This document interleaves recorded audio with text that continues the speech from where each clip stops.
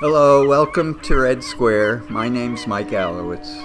I'll give you a little background on this place.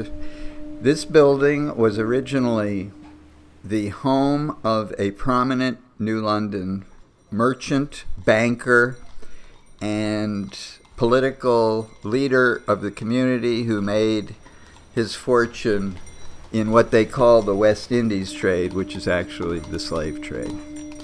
The town of New London itself has had three main sources of income, and at one time it was quite wealthy. The first was the slaughter of marine mammals when whale and oil and seal products were important to the economy. The second was the outfitting of ships and use of the harbor for the maritime industry, which served as part of what they called the West Indies trade, which was really the slave trade. And the final thing was, when those two things were no longer possible, a lot of this area and all of New England became an important part of the textile industry. And basically fortunes were made off the exploitation of child labor. That's where the town came from, and Robert Coit, who owned this house, was a part of that. The Coit house was one of several Italianate homes that were built.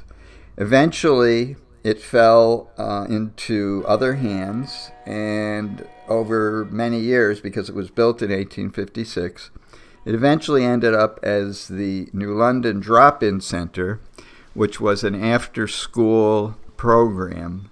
So the rooms here are outfitted to meet the requirements of a school, basically. So you have steel doors and things like that so that it's very safe. The house has been chopped up many times. I acquired the building 10 years ago, and it had fallen into disrepair, needed a lot of work, so that's the only reason I was able to afford it.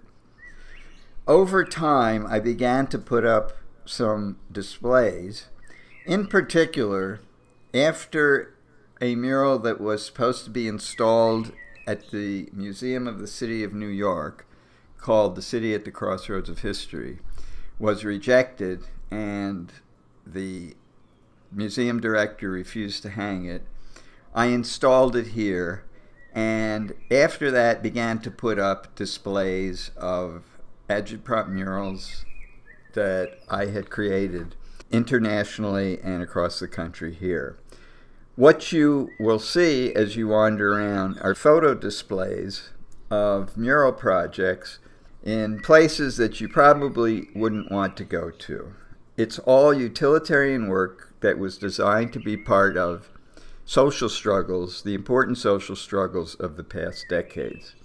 The imagery in these murals reveals a history of the labor movement that has been suppressed. And by looking at some of the stuff, by reading about it, you will learn about the rich militant history of the North American working class. And in particular, you'll see how some of the struggles of recent decades have transformed society.